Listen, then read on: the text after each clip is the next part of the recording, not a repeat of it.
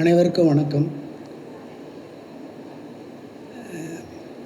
சுகுமாரன் ஒரு மலையாளி என்பதை மாணவர்கள் உணர்ந்தார்களா என்று எனக்கு தெரியவில்லை. அவர் மலையாளியாக பிறந்தார். ஆனால் தமிழ் நுண்ணுணர்வும் மலையாள நுண்ணுணர்வும் சம அளவில் அவரிடம் படிந்துள்ளன. தென்னிந்திய மொழிகளில் சில இணையான கூறுகள் உண்டு. குறிப்பாக மலையாளம், தமிழ். மலையாளத்தில் கூடுதலாக சமஸ்கிருத வார்த்தைகள் இருக்கும். அதனால் கொஞ்சம் சமஸ்கிருத பரிச்சயம், நல்ல தமிழ் தெரிந்தவர்கள் மலையாள எழுத்தை வாசிக்க முடியலைனாலும் யாரோ வாசிக்க கேட்டாலோ பேசினாலோ புரிந்துவிடும். அந்த இணைப்பை சுகுமாரன் தன்னுடைய மொழிபெயர்ப்புகளில் மிக அழகாக பயன்படுத்துவார். அவர் மலையாளத்திலிருந்து மொழிபெயர்த்திருக்கிறார். ஆங்கிலம் வழியாக மேற்கத்திய இலக்கியங்கள் அல்லது ஆங்கிலத்திலேயே எழுதப்பட்ட இலக்கியங்களையும் மொழிபெயர்த்திருக்கிறார். இந்த குறிப்பாக மலையாளத்தின் மிக முக்கியமான எழுத்தாளர்களான பஷீர், இப்பொழுது பேசிய பால் சக்கரியா, சச்சிதானந்தன், அப்புறம் சமகால எழுத்தாளர்கள் உன்னியார் போன்றவர்களை எல்லாம் மொழிபெயர்த்திருக்கிறார். இந்த பஷீர், சச்சிதானந்தன், பால் சக்கரியா போன்றவர்களுக்கெல்லாம் அவர்களெல்லாம் இப்படி சொல்லியிருப்பார்கள் என்று எனக்கு தோணும். சுகுமாரன் ஒருத்தர் கோயம்புத்தூர்லேயும் திருவனந்தபுரத்துலேயும் வசிக்கிறார். அவர் நம்மோட எழுத்துக்களை தமிழில் கொண்டு போனார்னா நல்லாயிருக்கும், கொண்டு போய்கிட்டு இருக்கார், நல்லா இருக்குது அப்படின்னு அவர்கள் சொல்லியிருக்கிறதுக்கான வாய்ப்புகள் உண்டு. இப்போ நான் இருக்கிற நேரத்தில் 7-8 நூல்கள் பற்றி பேசணுன்ற கட்டுரையில் எழுதியிருக்கேன். இப்போ நான் சொல்ல வர்றதுங்கிறது இந்த ஒரு 3-4 நூல்கள் மட்டும்தான். இப்போ மதில்கள்னு ஒரு நாவல் இருக்கு. நீங்கள் பஷீர்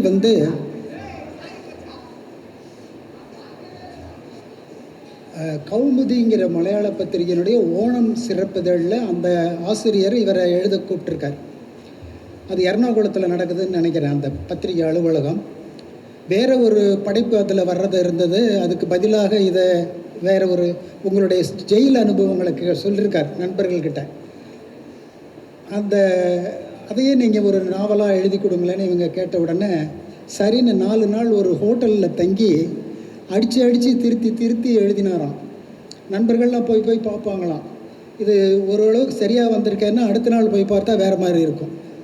திருத்தி எழுதி 40 பக்கம்தான் அந்த நாவல். பஷீர் எல்லாமே குறுநாவல்கள் தான். இதுவும் அதே போல் ஒரு 40 பக்க நாவல். அந்த நாவல் நீங்கள் வாசிக்கும் பொழுது நீங்கள் அது தமிழ்லேயே இருந்தால் கூட மலையாள ஒலி, மலையாள அந்த சென்சிபிலிட்டி, அந்த கல்ச்சுரல், அதனுடைய அந்த கேரக்டரிஸ்டிக்ஸ் எல்லாம் மனசில் பதிகிற மாதிரி இருக்கும் நீங்கள் வாசிக்க. எல்லோரும் பொதுவாக இதை தமிழில் மொழிபெயர்த்திருக்கார், எல்லாம் ஆங்கிலத்தில் மொழிபெயர்த்திருக்கார், நல்லா இருக்குன்னு சொல்லுவாங்க. ஆனால் எனக்கு சுகுமாரன் சில வார்த்தைகளை தமிழில் மொழி பெயர்க்காததை குறித்து மகிழ்ச்சி உண்டு. உதாரணமாக இப்போ அவர் அந்த ஜெயில் அனுபவம். பஷீர் ஒரு சுதந்திர போராட்ட தியாகி. நீங்கள் பஷீரோட வாழ்க்கை வரலாறு கொஞ்சம் படிக்கணும். இப்போ இவர் அரவிந்தன் கூட சொன்னார், நீங்கள் இப்போ இதெல்லாம் கேட்குறீங்க, உங்களுக்கு இப்போ இந்த 2 வரிசையில் இருக்கிறவங்க 3 வரிசையில் இருக்கிறவங்களுக்கு அவன் யாருன்னு தெரியும், பழைய எழுத்தாளர்கள் யாருன்னு தெரியும். உங்களுக்கு அவரை பற்றி தெரியாமல் இருக்கிறதுக்கு நிறைய வாய்ப்பு இருக்குது. அதனால் இதை தெரிஞ்சுக்கிட்டாவது போய் பஷீர்னு ஒருத்தருடைய ஏதோ ஒரு நாவல், குறிப்பாக இந்த மதில்கள் வாங்கி படித்து பாருங்கள். அந்த சின்ன 40 பக்க நாவலில் ஒரு காவியமே. அதை என்ன சொல்கிறாங்க, சுகுமாரன் சொல்லியிருக்கார், இது ஒரு கலாச்சார நிகழ்வுன்றாங்க அந்த ஊரில். அந்த நாவலே ஒரு கலாச்சார நிகழ்வு. அந்த இவர் மொழிபெயர்க்காத வார்த்தைகள்னு சொன்னோம் இல்லையா, இப்போது அது சிறை அனுபவம். இவர் சுதந்திர போராட்ட வீரர், எழுத்தாளராக சிறைக்கு போயிருக்கிறார். அதனால் உள்ளே இருக்கிற ஜெயில் ஆஃபீஸர்ஸு, சக கைதிகள் தெரிஞ்சவங்களுக்கு, சில சுதந்திர போராட்ட வீரர்களும் உள்ளே இருக்காங்க. இவங்களுக்கு எல்லாரும் அவரை ரொம்ப கௌரவமாக மதிக்கிறாங்க. அவருக்கு ரொம்ப பெரிய புகழ்வாய்ந்த எழுத்தாளராக அப்போவே இருக்கார். இளைஞர் தான், இன்னும் கல்யாணம் ஆகலை. அவர் அந்த சில வார்த்தைகள் இப்போ சிறை உடுப்புன்னு இருக்குது, சிறை உடுப்புன்னே தான் வரும், சிறை ஆடைன்னு அதை எழுதலை. அந்த உடுப்புங்கும்போது அந்த மலையாள துணியும் அதில் வரணும். அதே போல் வாடர்ன்ற வார்த்தை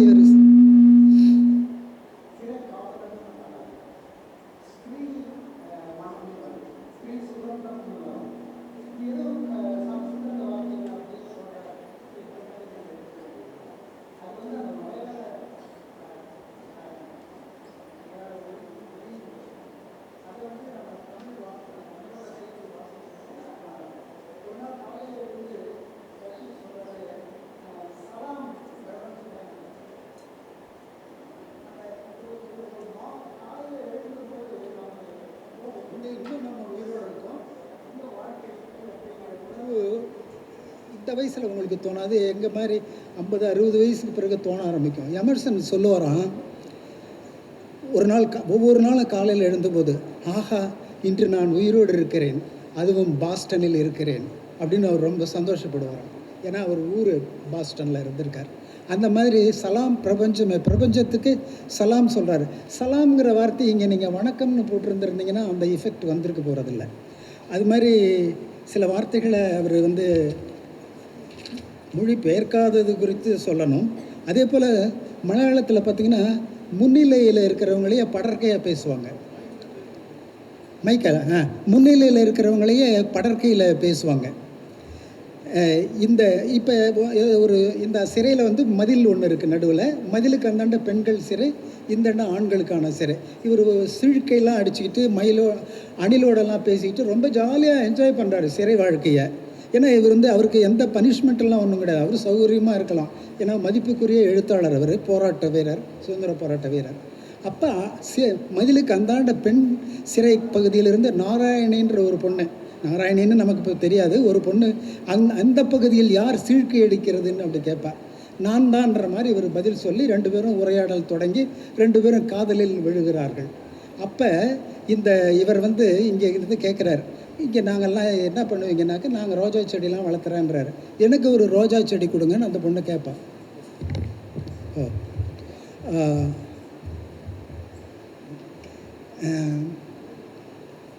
இங்கு ரோஜா செடி இருக்கிறது என்பது நாராயணிக்கு எப்படி தெரியும் பாரு. அதுபோல் அந்த வாடரை பார்த்துட்டு, வாடருக்கு எத்தனை பிள்ளைகள் அப்படிம்பாரு. இது தமிழ் வழக்கே கிடையாது, இது மலையாள வழக்கு. அந்த முன்னிலையை படற்கையாக கொண்டு போகிறதுங்கிறது அதை ரொம்ப அழகாக எழுதியிருப்பார். அப்புறம் இந்த காதல் விஷயம் இருக்குது பார்த்துங்க, இது ரொம்ப அழகாக நடக்கும். நாராயணுக்கு ஒருவர் பார்க்கவில்லை, அதை நீங்கள் கவனிக்கணும். உனக்கு என்ன வயசுன்னு கேட்பார். அந்த பொண்ணு சொல்லுவாள், நான் ஒரு இளம்பெண், 22 வயசு. அப்புறம் கூட இருக்கிறது யாருன்னா 86 படுகிழவிகள் அப்படின்னு சொல்லுவாள் அந்த நாராயணி. அப்போ இவர் எழுதுகிறாரு, அழகான பெயர் நாராயணி, அழகான வயது 22. இந்த 2 வாக்கியத்தையும் கவனித்து பாருங்கள். இவ்வளோ அழகான ஒரு கவிதை மாதிரியான நடை அது.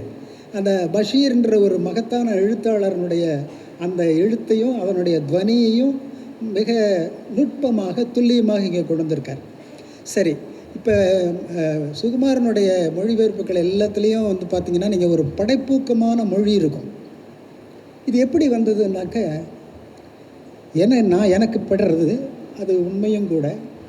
அவர் ஒரு சிறுபத்திரிகை உலகத்தினுடைய வார்ப்பு தயாரிப்பு. சிறுபத்திரிகைகள்னா உடனே நமக்கு நிறைய பேருக்கு என்ன தோணும், அது ரொம்ப சுதந்திரமான, எந்த சட்டம் ஒழுங்குக்கும் கட்டுப்படாத ஒரு உலகம், யார் வேணால் என்ன வேணால் எழுதுவாங்க அப்படின்ற ஒரு எண்ணம் படிஞ்சிருக்கும். ஆனால் நீங்கள் சிறுபத்திரிகையில் எழுதுறதுக்கு, அதில் இயங்குவதற்கு கடுமையான உழைப்பும் ஒழுங்கும் தேவைப்படும். அது அவருக்கு சின்ன வயசுலேயே வந்துருச்சு, 17-18 வயசுலேயே அவருக்கு வந்தாச்சு. சிறுபத்திரிகைகளில் எழுதி சிறுபத்திரிகைகள்னால் தெரியுதா பிள்ளைகளா? இலக்கிய பத்திரிகை கொஞ்சம் வாசகர்கள் மட்டுமே இருக்கிற பத்திரிகை. அதிலிருந்து தான் உன்னதமான இலக்கியங்கள்லாம் எந்த மொழியிலையுமே வரும். தமிழும் அதற்கு விதிவிலக்கு அல்ல. அவரும் நானும் ஒரே தாமரை இதழில் 75 அவர் ஒரு கதை எழுதுகிறார். அநேகமாக அது முதல் கதையாக இருக்கும்னு நினைக்கிறேன். நியாயங்களோ நியாயம்னோ ஒரு தலைப்பில். அவருக்கு அப்போ வயசு ஒரு 18 தான் நினைக்கிறேன், 18-19. அவர் 18 இருக்கலாம்னு நினைக்கிறேன். எனக்கு 25 வயசு. நான் வந்து ஒரு வருஷத்தினுடைய தாமரை இதழ்களை மதிப்பீடு பண்ணி அதில் ஒரு கட்டுரை எழுதியிருக்கேன். ஆனால் அதை வந்து அந்த தாமரை இதழினுடைய போக்கில் நிறைய விமர்சனங்கள்லாம் வச்சாலும் அவங்க ஆனால் அதை பிரசுரித்தாங்க. எனக்கே ரொம்ப ஆச்சரியமாக இருந்தது. அதனால் சின்ன வயசுலேயே அவர் வந்து இந்த உலகத்துக்கு வந்துட்டார். அவர் கண்ணதாசனில் கவிதைகள்லாம் எழுதியிருக்கார் அப்படிங்கிறதும் உங்களுக்கு தெரிஞ்சிருக்கும். இந்த இன்னொன்று வந்து இவருடைய இன்னொரு நூல் நான் சொல்ல வேண்டியது மார்க்சிய அழகியல். சச்சிதானந்தனுடைய ஒரு 10 கட்டுரைகள் கொண்ட ஒரு சிறு நூல். தமிழ் எழுத்தாளர்கள், குறிப்பாக சுதந்திரமான எண்ணம் கொண்ட கலை இலக்கியத்தின் மீது மரியாதை கொண்டவர்களுக்கும் மார்க்சியர்களுக்கும் பெரும் முரண்பாடு தோணும். உலகம் பூரா நடக்கிற விஷயம், அது இங்கேயும் நடந்தது. ரொம்ப முக்கியமான உதாரணமாக நம்ம சுந்தர ராமசாமியை சொல்லலாம். 60களுக்கு 70களுக்கு பிறகு அந்த இதெல்லாம் ரொம்ப கூர்மை அடைஞ்சிருச்சு. என்னென்னா இவர்களுக்கு அழகியலையும் கலையையும் மார்க்சியர்கள் வந்து அது ஒரு மேல் கட்டுமானம் அப்படின்னு ஒரு வரட்டுத்தனமான ஒரு பார்வையோட பல பேர் பார்ப்பாங்க. ஆனால் அதிலிருந்து விலகி இலக்கியத்தை அதனுடைய உரிய அந்தஸ்தோடு உரிய மரியாதையோடு பார்த்த ஒரு நூல் அது. அதை தமிழ் பண்ணும்போது அவருக்கு வந்து ரொம்ப வயசு கம்மி, 85 வெளியான நூல் அது. அதை வந்து அந்த நூலை வந்து நாங்கள் வந்து தர்மபுரியில் அதுக்கு ப்ரூஃப் பார்த்ததெல்லாம் ஞாபகம் இருக்குது. இன்றைக்கி எடுத்து படித்து பார்த்தாலும் அந்த நூலில் வந்து பிழையே இல்லை. சில பற்றி ரொம்ப ஆச்சரியமாக இருக்குது. அது கையில் டைப் செட் பண்ண ஒரு அச்சகம் அது. அதில் தான் மார்க்சிய அழகியல் வந்தது, லத்தீன் அமெரிக்க சிறுகதைகள், கலாப்பிரியாவோட ஒரு தொகுப்பு. இது எல்லாத்தையும் நான் எங்களுக்கு அப்போல்லாம் 30-32 வயசு ஆகிடுச்சு. அவர் எங்களை விட 7-8 வருஷம் சின்னவர். அந்த நூல் வந்து ரொம்ப முக்கியமான நூல். அதில் வந்து மார்க்ஸ் வழியாக மார்க்சிய கலை கோட்பாடு, அதுதான் அந்த நூலினுடைய மைய கருத்து. அதை வந்து அதில் சொல்கிறாரு, மார்க்ஸே வந்து சின்ன வயசில் ஒரு முற்று பெறாத நாவல் ஒன்று எழுதியிருக்கார். ஒரு நகைச்சுவையான நாவல்ன்றாங்க. அப்புறம் ஒரு நாடகமும் எழுதியிருக்கார். பட் இது எல்லாத்துலேயும் அவருக்கு திருப்தி இல்லை. அவர் அந்த ரெண்டுமே மோசம்னு சொல்லி தன்னுடைய தகப்பனாருக்கு ஒரு கடிதம் எழுதுகிறார். அந்த கடிதத்தெல்லாம் கோட் பண்ணுறாங்க அந்த நூலில். அப்போ அவர் சொல்கிறார், தன்னோட அப்பாவுக்கு எழுதின கடிதத்தில் அவர் சொல்கிறாரு, ஒரு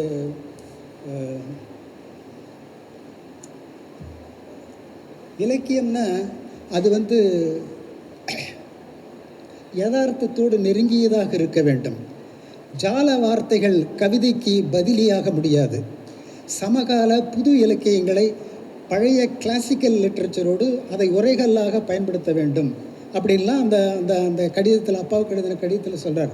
இது எல்லாத்தையும் சச்சிதானந்தன் சொல்லி கொஞ்சம் கஷ்டமான புக் அது சும்மா மனசில் வச்சுக்கோங்க. மார்க்சிய அழகியல்னு 85லேயே ஒரு நூல் சச்சிதானந்தன் எழுதி சுகுமாரன் மொழிபெயர்த்ததுன்னு சொல்லிட்டு, அது இப்போ கூட சமீபத்தில் மறு பதிப்பு வேறு ஒரு பதிப்பகம், பரிசல் பதிப்பகம் போட்டிருக்கிறதாக அறிகிறேன். அப்புறம் ரெண்டு நூல் சொல்லி ஆகணும். அடுத்ததாக இவருடைய சில நூல்கள் வந்து மறுபதிப்பு வந்திருக்கிறதுங்கிறது எல்லாமே ஆச்சரியமான விஷயம். 1-2 பதிப்புகள் வந்திருக்கலாம். இந்த மதில்கள்ங்கிற நாவல் வந்து 17 வருஷத்தில் 16 பதிப்புகள் வந்ததாக அதில் இருக்குது. 16 பதிப்புகள். என்ன தான் குறைவான காப்பீஸ்னு போட்டிருந்தா கூட வரவேற்பு இல்லாமல் அது பண்ணியிருக்க முடியாது.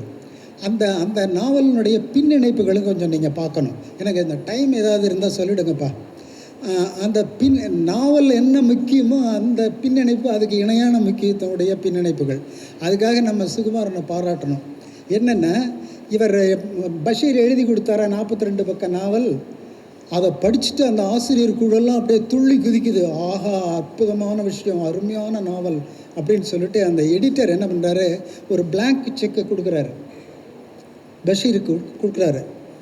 அதை எடுத்துகிட்டு அவர் வேறு ஒரு ஊருக்கு வேறு ஒரு வேலையாக போயிட்டார். 2 நாள் கழித்து ஒரு கடிதம் வருது பஷீர்கிட்ட இருந்து. ஒரு கடிதம், அதோட பின் பண்ணின அந்த செக்கு. அதில் எதுவும் அவர் எழுதிக்கலை. அவர் எழுதுறது என்னென்னா, இந்த திருவனந்தபுரம் என்னும் மகா சாம்ராஜ்யத்தில், அந்த பொண்ணு பேர் என்ன,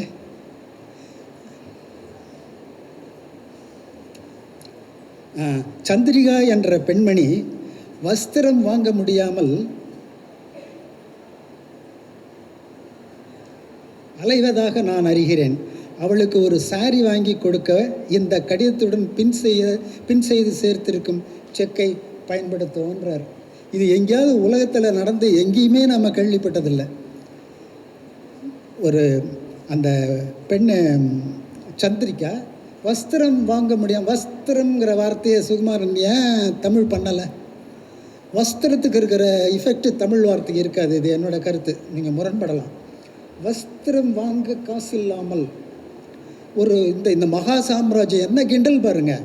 திருவனந்தபுரம் என்னும் மகா சாம்ராஜ்யத்தில் அலைவதாக அறிகிறேன், அவளுக்கு ஒரு சாரி வாங்கி கொடுக்க இந்த செக்கை பயன்படுத்தி கொள்ளவும்னு திருப்பி அனுப்புகிறாரு அந்த செக்கை. இது ஒரு ஒரு ஆச்சரியமான விஷயமா இருக்குது. சரி, இப்போ ஒரே நான் முன்னாடியும் பின்னாடியும் போய்கிட்டு இருக்கிறேன். இந்த மார்க்சிய அழகியல் இருக்குது பாருங்கள், அந்த அந்த நாவல் அந்த நூல் பின்னாடி மிகப்பெரிய விவாதங்கள் எல்லாம் தமிழில் கொண்டு வந்தது. நீங்கள் கோவை ஞானின்னு ஒருத்தரை உங்கள் ஆசிரியரை கேட்டுக்கோங்க. அவங்கெல்லாம் போஸ்ட் மார்க்சிசம் அப்படிங்கிற புது கோட்பாட்டில் மார்க்சிசத்தை புதுசாக பார்க்குறத நம்ம ஊருக்கு ஏற்ற மார்க்சிசமாக வரட்டுத்தனமான கோட்பாடுகளை பின்பற்றி அப்படியே இருக்கிறது. அப்படியே இருந்து தான் இன்றைக்கி இந்த நிலைமைகள்லாம் சேர்ந்துருக்கு. அப்படின்ற ஒரு கோட்பாட்டை ஞானிலாம் வைப்பார். ஞானியோட ஸ்கூல் அவர் இளம் வயதில் அந்த கோட்பாடுகள் தொடர்பாக எழுதினவங்க தான் ஞானியும் எஸ்வி ராஜதுரை அந்த மாதிரி ஆளுமைகள்லாம். அதனால் ஒரு மொழிபெயர்ப்பு அது அந்த மொழியில் பின்னாடி விவாதங்களை கொண்டு வரணும், புது போக்குகளை அறிமுகப்படுத்தணும். அது மாதிரி பண்ணினது தான் லத்தீன் அமெரிக்க இலக்கியம். நாங்கள் ஏதோ கதைகள் கொஞ்சம் பண்ணி புத்தகமாக போட்டோம். அவர் ஒரு மிக சாலிடான அற்புதமான 100 Years of Solitude அந்த நூலை அவர் தமிழ் பண்ணியிருக்கார். அதெல்லாம் சாமானியமான காரியம் கிடையாது. அது அவர் சொல்கிறாரு, அது கண் பிதுங்க வைக்கும் அந்த மொழியை நான் அப்படியே தமிழில் கொண்டு வர முயலவில்லை அப்படின்றார். அதனுடைய கருத்துக்களுக்கு முக்கியத்துவம் கொடுத்து நான் மொழிபெயர்த்திருக்கிறேன் அப்படின்னு சொல்கிறாரு. சரி, இவருக்கு இந்த உரைநடை எல்லாம் நிறைய சொன்னாங்க. காலையில் கூட சிலர் பேசினாங்க. இந்த உரைநடை எப்படி வந்திருக்குன்னு என்னோட கருத்துன்னா, டைம் ப்ளீஸ் சொல்லிடுங்க.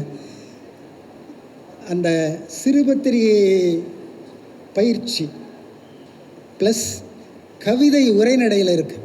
நவீன கவிதை உரைநடையில் இருக்குது. உரைநடைன்னு ஆயாச்சு.